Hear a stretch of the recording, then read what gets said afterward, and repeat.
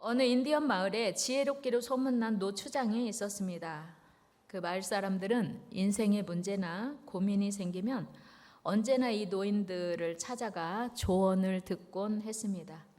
어느 날 이 노인에게 한 젊은이가 찾아왔습니다. 추장님, 제 마음이 너무 혼란스러워요. 제 안에 선한 마음도 있고 악한 마음도 있어요. 어떤 때는 하나님을 따라 살고 싶은 마음도 있고 또 어떤 때는 죄를 따라 살고 싶은 마음도 있거든요. 도대체 제 안에 지금 무슨 일이 일어나고 있는 것일까요? 그때 노초장은 빙그레 웃으며 말했습니다. 그래, 그건 자연스러운 일이야. 사실 우리 모두의 마음속에는 두 마리의 개가 살고 있지. 한 마리는 선한 개야. 이 개는 용서와 사랑, 인내와 겸손, 믿음과 소망 등을 품고 있어. 또 항상 옳은 일을 하라고 속삭이고 남을 도우라고 하고 하나님을 기쁘시게 하라고 하지. 하지만 우리 맘에는 또 다른 개 한 마리가 살고 있는데 그 개는 사나운 개야. 이 개는 분노와 욕심, 질투와 자만, 그리고 미움으로 가득 차 있단다. 이 개는 자기 중심적이고 남을 깎아내리는 등 언제나 죄를 짓게 만들지. 우리 안에는 이 두 마리 개가 매일 싸우고 있는 중이란다. 그때 젊은이는 조심스럽게 물었습니다. 그럼 누가 이겨요? 그야 먹이를 많이 주는 개가 이기지. 내가 먹이를 많이 주는 개가 힘이 세지고 싸움에서 이기는 거야. 그 순간 젊은이는 그럼 나는 어떤 개에게 먹이를 많이 주고 있지? 그런 생각이 들었습니다. 나는 어떤 개에게 먹이를 주고 있나? 여러분도 한번 생각해 보세요. 우리 안에 선한 개도 있고 사나운 개도 있는데 어떤 개에게 먹이를 많이 주고 있나? 내가 먹이를 준다고 하는 건 내가 그거를 생각하는 거예요. 그러니까 내가 하나님의 뜻을 생각하고 하나님의 원하시는 말씀을 묵상하고 사랑할 생각, 영혼을 구원할 생각, 그리고 주의 뜻대로 살 생각을 많이 하면 선한 개가 자라는 거예요. 여러분 유튜브 많이 보시잖아요. 유튜브 안 보시는 분 아마 거의 안 계실 텐데 유튜브를 보면 콘텐츠가 너무 많아서 다 달라요. 그러니까 유튜브를 보시는 분들은 많은데 어떤 분은 설교도 듣고 어떤 분은 간증도 듣고 어떤 분은 뭐 찬양도 듣고 그러면서 선한 개를 많이 키워요. 어떤 분은 되게 그 죄를 조장하고 선정적이고 그리고 악한 것, 뭐 그리고 별로 유익하지 않은 게임, 뭐 도박, 똑같은 핸드폰으로 유튜브를 보면서 전혀 다른 컨텐츠들을 소비하거든요. 그러니까 내가 어떤 컨텐츠를 소비하느냐에 따라 내 마음 안에 있는 개가 자란다는 거죠. 그래서 내가 오늘 무엇을 보고 있는가? 무엇을 생각하고 있는가? 무엇을 말하고 있는가? 무엇을 듣는가에 따라 자기 안에 있는 개가 어느 쪽으로든 자라가고 있다는 겁니다. 오늘 우리 모두가 마찬가지죠. 우리 안에도 하나님의 말씀을 따라 성령의 인도를 따라 살고자 하는 마음과 육신을 따라 죄와 정욕을 따라 살고자 하는 마음이 공존하는 거예요. 저와 여러분뿐만 아니라 그 위대한 사도 바울도 늘 고민했어요. 그 갈등을 이렇게 성경에 기록하고 있거든요. 우리 로마서 7장 읽어요. 시작. 그러므로 내가 한 법을 깨달았노니 곧 선을 행하기 원하는 나에게 악이 함께 있는 것이로다. 내 속 사람으로는 하나님의 법을 즐거워하되 내 지체 속에서 한 다른 법이 내 마음의 법과 싸워 내 지체 속에 있는 죄의 법으로 나를 사로잡는 것을 보는도다. 아멘. 사도 바울의 고백이에요. 어느 죄인의 고백이 아니라 그 훌륭한 사도 바울의 고백이 내 안에 죄의 법이 하나님의 법과 싸우고 있대요. 그러니까 여러분 안에 이 두 마음이 있는 것을 너무 괴로워하지 마시고 어느 쪽이 이겨야 되는지만 선택하시면 될 것 같아요. 우리 안에 끊임없이 하나님의 법과 죄의 법이 갈등하고 싸우고 그래서 그때마다 우리는 흔들리죠. 중요한 것은 우리가 마음을 다잡고 어느 쪽에 먹이를 줄 것인지를 선택해야 된다고 하는 거예요. 그런 얘기 있어요. 인생은 선택이다. 한번 해볼까요? 인생은 선택이다. 네, 그러니까 내가 어떤 계획에 먹이를 많이 줄 것인지를 내가 선택하는 거예요. 우리 모두는 하나님께로부터 24시간을 똑같이 선물로 받았습니다. 그래서 어떤 곳에 어느 쪽에 시간을 많이 할애하는가에 따라서 우리는 하나님의 사람, 성령의 사람이 되기도 하고 반대로 육신의 사람, 죄와 정욕의 사람이 되기도 합니다. 그렇다면 오늘 우리 각 개인이 또 우리 교회 공동체가 어떻게 하나님이 기뻐하시는 성령의 사람이 되고 어떻게 하나님이 원하시는 건강한 교회, 거룩한 공동체를 이룰 수 있을 것인가? 팁을 오늘 2가지 드리려고 해요. 첫째는요, 성령을 사모해야 합니다. 성령을 사모해야 돼요. 예수님께서 승천하시기 전에 그의 제자들에게 마지막으로 당부하신 말씀이 있습니다. 그게 바로 사도행전 1장 8절인데 우리 말씀 같이 한번 읽어요. 시작. 오직 성령이 너에게 임하시면 너희가 권능을 받고 예루살렘과 온 유대와 사마리아와 땅끝까지 이르러 내 증인이 되리라 하시니라. 아멘.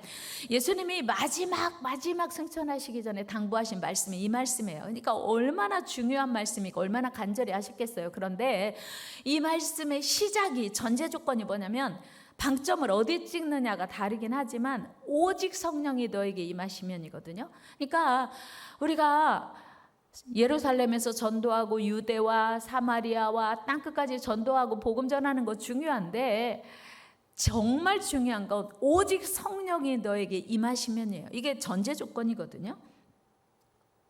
그러니까 성령이 임하시고 나면 그때 이제 하나님의 일을 하라는 겁니다. 그래서 우리 사역의 시작은 성령의 임재고요. 교회의 시작도 성령의 임재입니다. 교회 부흥도 성령의 강력한 기름 부으심이었습니다. 우리 사도행전 6장으로 한번 가봅니다. 5절 6절 시작. 모든 무리가 이 말을 기뻐하여 믿음과 성령이 충만한 사람 스데반과 또 빌립과 브로고로와 니가노로와 디몬과 바메나와 유대교에 입교했던 안디옥 사람 니골라를 택하여 사도들 앞에 세우니 사도들이 기도하고 그들에게 안수하니라. 아멘. 많은 일꾼 세웠는데 전제 조건이 뭐였냐면 기준이 뭐였냐면 성령이 충만한 사람, 지혜가 충만한 사람이었어요. 여러분 중요한 것은요, 성령 충만할 때 하나님 기쁘게 할 수 있고 교회가 건강하게 설 수 있습니다. 10절 말씀도 한번 같이 읽어요. 시작. 스데반이 지혜와 성령으로 말함을 그들이 능히 당하지 못하여. 아멘. 그러니까 교회 시작도 성령이요, 교회 부흥도 성령이요, 교회 존재도 성령이라는 말씀입니다.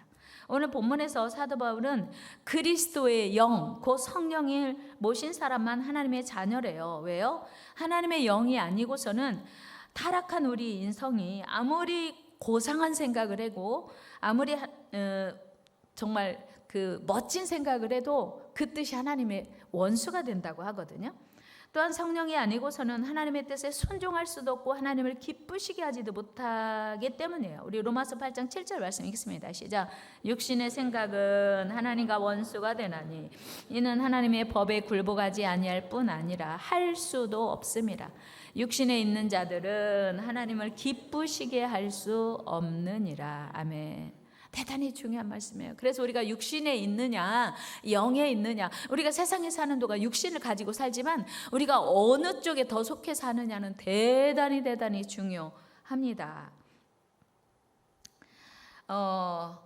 그리고 성령이 아니고서는 하나님의 뜻에 순종할 수도 없다 하니 우리는 성령을 사모해야 합니다. 그래서 예수님은 성령을 기다리라고 하셨죠. 사도행전 1장 4절 말씀 같이 읽어 시작.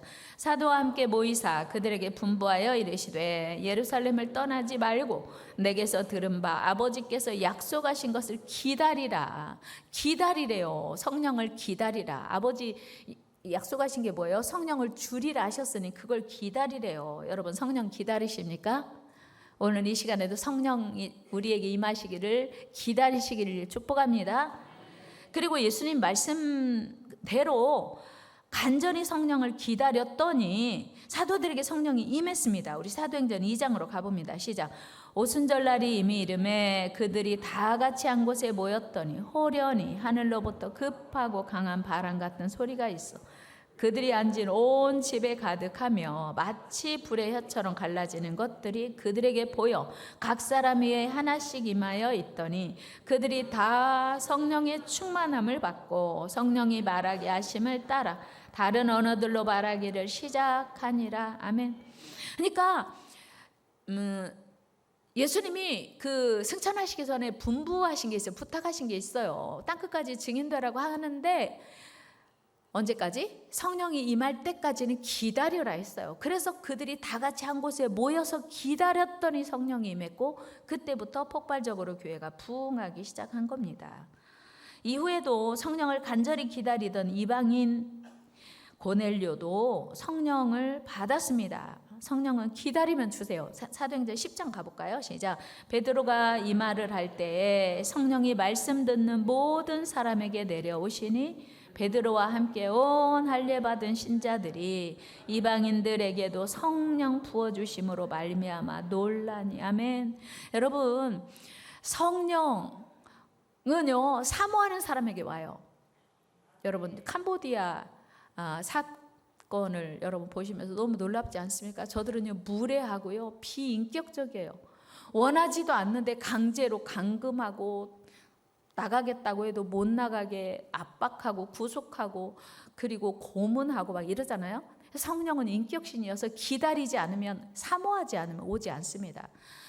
그러니까 우리가 기다려야 성령이 오고요. 하나님은 절대로 사모하지 않는 자에게 부어주시는 법이 없어요. 그러나 기다리는 자에게 부어주시겠다고 분명히 약속하셨습니다. 그래서 우리는 성령을 사모해야 돼요. 우리 에스겔서 36장 말씀 읽습니다. 시작. 또 새 영을 너희 속에 두고 새 마음을 너희에게 주되 너희 육신에서 굳은 마음을 제거하고 부드러운 마음을 줄 것이며 또 내 영을 너희 속에 두어 너희로 내 율례를 행하게 하리니 너희가 내 규례를 지켜 행할지라. 아멘. 우리 안에 새 영을 부어주시겠대요. 하나님의 영을. 여러분 우리 모두 하나님의 영, 새 영, 성령을 간절히 사모합시다. 우리가 성령을 받지 못하면 하나님의 사람이 아니고요. 하나님의 뜻을 알 수도 없고 행할 수도 없대요. 그래서 우리는 성령을 받아야 하나님의 일을 생각하고 하나님의 뜻대로 살 수 있습니다. 그리고 중요한 건요. 성령 받지 않으면 평안이 없어요. 우리 로마서 8장 6절 말씀 읽어요. 시작. 육신의 생각은 사망이요 영의 생각은 생명과 평안이니라. 아멘. 여러분 마음이 불안하십니까? 성령님을 사모하세요. 성령님이 오면요 우리 안이 평안해져요. 여러분 성령으로 충만하기를 축복합니다. 성령님 오면 마음이 평안해지는 거예요. 왠지 모르게 마음이 불안하시다면 내가 성령이 약해졌구나, 성령님을 사모해야겠구나 생각하시면 됩니다. 더 나아가 성령이 없이는 하나님과 원수가 되어서 하나님의 뜻에 순종할 수 없대요. 7절 말씀 같이 읽어요. 시작. 육신의 생각은 하나님과 원수가 되나니 이는 하나님의 법에 굴복하지 아니할 뿐 아니라 할 수도 없음이라. 절대로 성령이 아니고서는 하나님의 뜻에 따라 순종할 수 없다는 거예요. 그리고 하나님의 뜻에 순종할 때만 진정한 승리가 있습니다. 여러분 성령님을 사모합시다. 성령 충만합시다. 신앙생활은요 복잡한 게 아니에요. 단순해요. 성령으로 충만하면 돼요. 우리 옆 사람에게 인사합니다. 우리 성령 충만합시다. 두 번째는요 순종을 선택해야 돼요.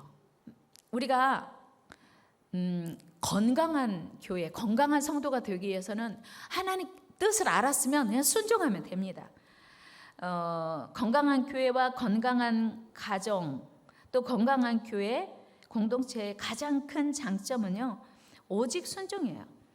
남유다 제9대 왕 아마샤는 에돔을 공격하기 위해서 군사 30만 명을 소집했습니다. 그런데 에돔과 싸워 이길 보장이 자신이 없어요.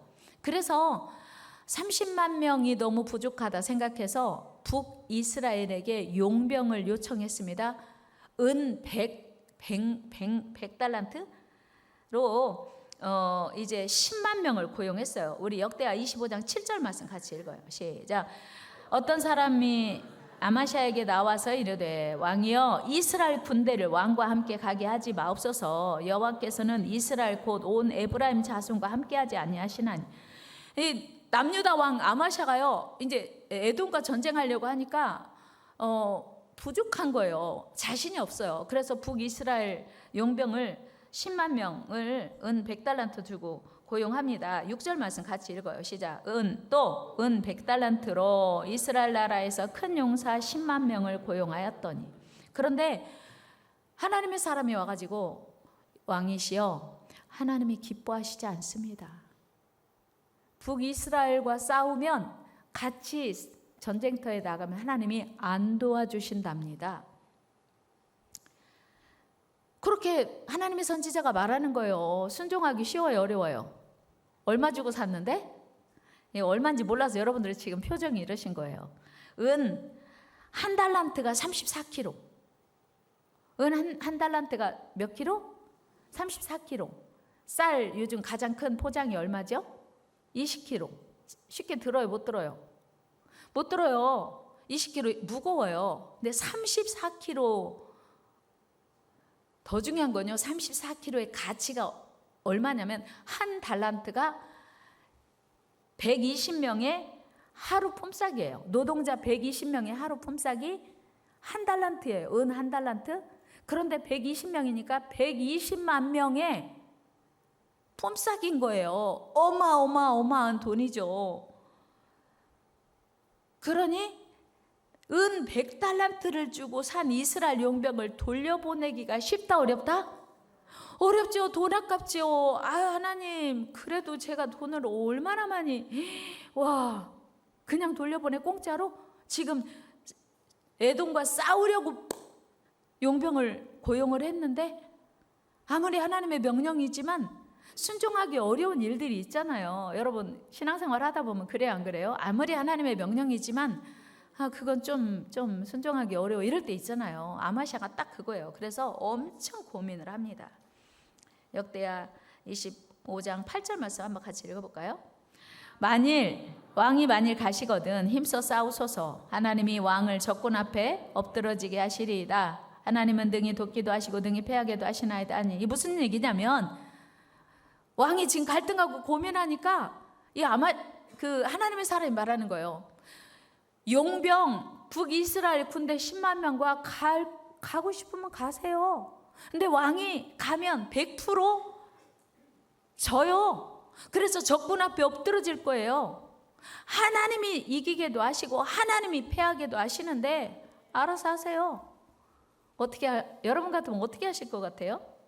심각한 고민에 빠졌습니다. 우리 9절 말씀 같이 읽으시죠. 아마샤가 하나님의 사람에게 이르되 내가 100달란트를 이스라엘 군대에게 주었으니 어찌할까? 당연한 고민이죠. 그때 하나님의 선지자가 말합니다. 우리 하나님께서는 그보다 많은 것을 왕에게 주실 수 있습니다. 9절 말씀 또 읽어요. 시작. 하나님의 사람이 말하되 여호와께서 능히 이보다 많은 것을 왕에게 주실 수 있나이다. 아니라 여러분 이게 신앙생활이에요. 내가 지금 준비한 것을 포기해야 할 때 있어요. 하나님 말씀하고 배치될 때 내가 계획한 걸 포기해야 될 때가 있어요. 그런데 지금 하나님의 사람이 뭐라고 말하냐면 하나님은요 왕이 포기한 것보다 훨씬 더 많은 거 줄 수 있어요. 믿습니까? 그러면서 하나님은요 승리하게도 하시고요 패하게도 하십니다. 여러분 한나의 고백이죠. 하나님은요 가난하게도 하시고요 부하게도 하십니다. 하나님은 높이기도 하시고 낮추기도 하십니다. 믿습니까? 이 고백을 다시 붙들게 하시는 거예요. 이 말에 아마샤는 결단을 해요. 이스라엘에서 온 용병 10만 명을 야 너희들 가라 포기한 거예요. 왜요? 하나님이 도와주시겠다는데 여러분 하나님의 도움을 포기할까요? 10만 명을 포기할까요? 당연히 하나님의 도움을 포기하면 안 됩니다. 여러분도 이런 정말 절체절명의 순간에 하나님을 포기하지 않기를 축복합니다. 내가 100달란트를 주고 샀더라도 포기해야 돼요. 같이 말씀 읽어요. 자, 아마샤가 이에 에브라임에서 자기에게 온 군대를 나누어 그들의 고향으로 돌아가게 하였더니 그 부리가 유다 사람에게 심히 노하여 분연히 고향으로 돌아갔더라. 아니, 우리 지금 싸우려고 왔는데 싸워보지도 않고 가라고요? 우리 같으면 좋다고 할 것 같잖아요. 싸우다 죽느니. 근데 이길 승산이 많거든요. 그리고 이기면 전리품들을 다 이제 나누어서 가지고 갈 상황이니까 싸워보지도 않고 돌아가라고 하는데 돈은 받았지만 막 화를 내고 돌아갔습니다. 여러분, 하나님께서는요, 선지자를 통해서 약속하신 대로 아마샤에게 큰 승리, 완전한 승리를 주셨습니다. 할렐루야. 11절 12절 말씀 읽어요. 시작. 아마샤가 담력을 내어 그의 백성을 거느리고 소금 골짜기에 이르러 세일 10,000명을 죽이고 유다 자손이 또 10,000명을 사로잡아 가지고 바위 꼭대기에 올라가서 거기서 밀쳐 내려 떨어져서 그들의 온몸이 부서지게 하였더라. 아멘. 지금 남유다 군사 3,000명 모았어요. 그런데 에돔 자손 10,000명을 죽이고 3,000명 대 10,000명 게임이 되겠어요? 이거 진짜 어마어마한 하나님의 능력이고요. 초능력으로 하나님이 이기게 하신 줄로 믿습니다. 10,000명을 또 사로잡았어요. 생포했어요. 그리고 바위에 올라가서 다 던져 죽게 했다는 거예요. 그러니까 20,000명을 3,000명이 해결하게 하신 거예요. 이게 하나님의 능력인 줄로 믿습니다. 순종의 능력인 줄로 믿습니다.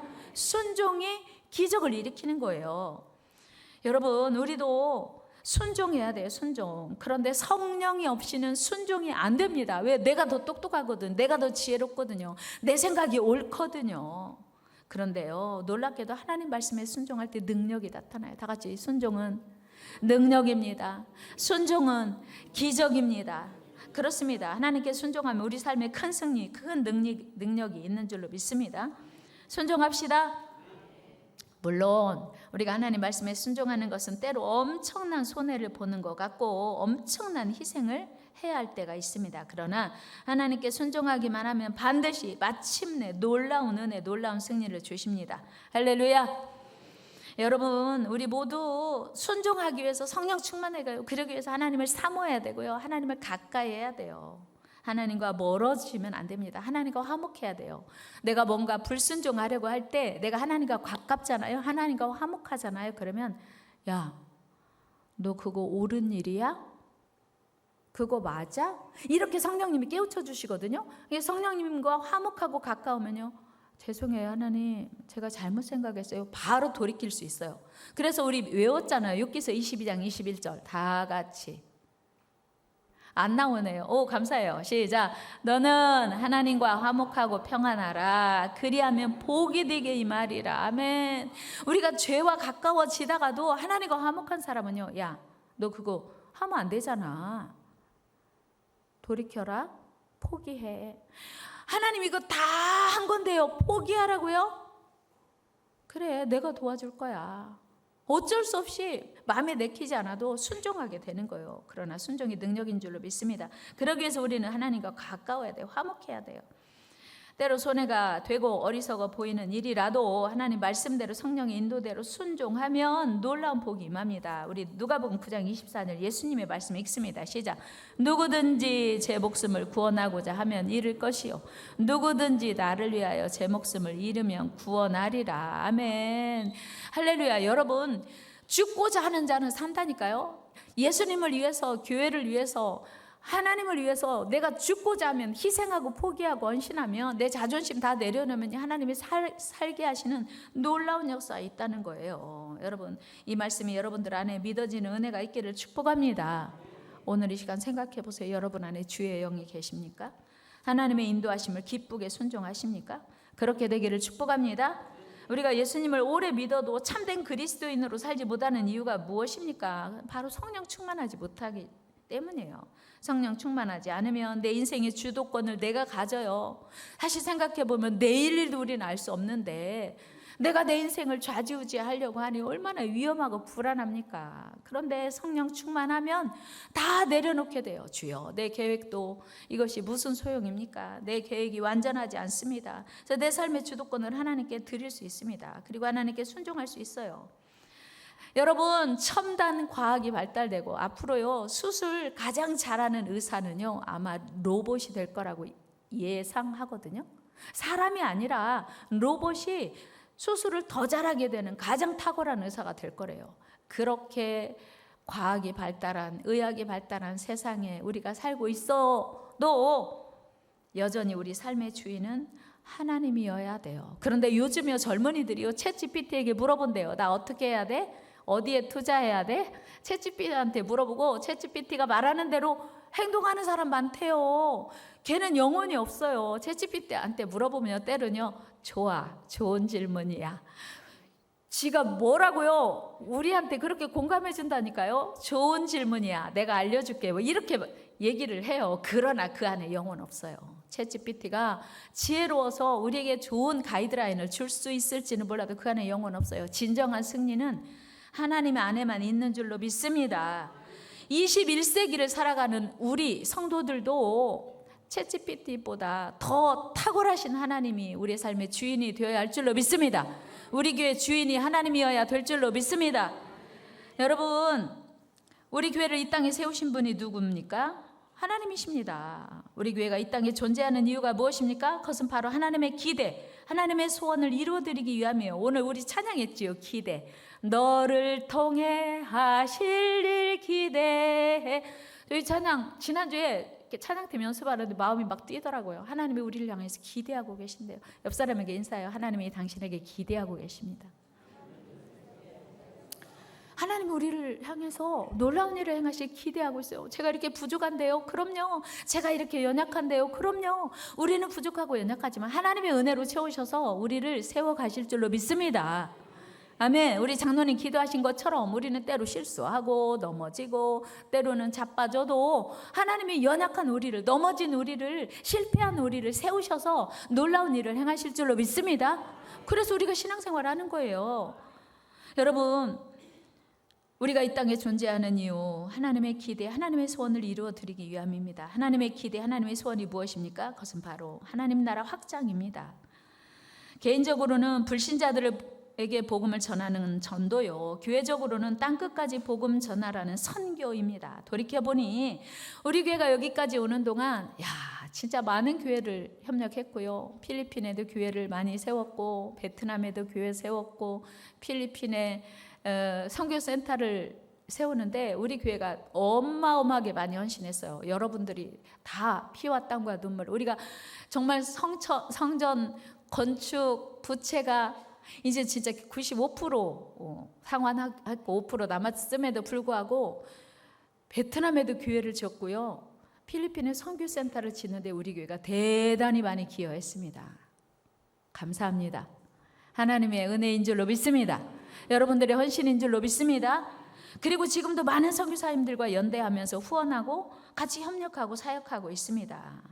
교회가 존재하는 한 전도와 선교는 멈출 수 없는 하나님의 명령이요, 하나님의 꿈입니다. 그 꿈을 이뤄드리기 위해서 힘쓰는 교회가 건강한 교회요, 그 힘쓰는 성도들의 모임이 거룩한 공동체입니다. 그러기 위해서 우리는 성령 충만해야 합니다.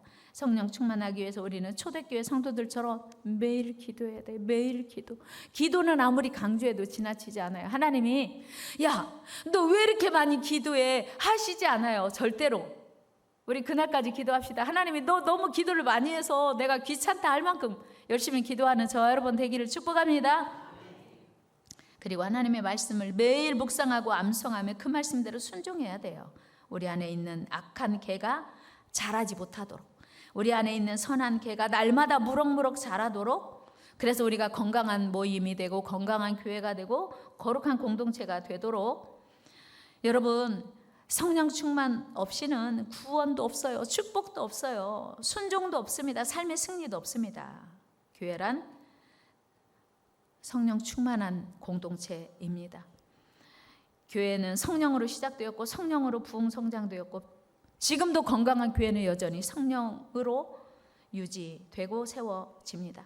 성령으로 충만하지 않은 공동체는 마치 기름 없는 자동차와 같습니다. 무용지물이죠. 44주년 된 우리 교회와 모든 성도들이 오직 성령의 인도하심을 사모하고 순종하여 하나님께 온전한 기쁨, 하나님이 원하시는 건강한 교회, 거룩한 공동체 세워갈 수 있는 우리 모두 되기를 주의 이름으로 축복합니다.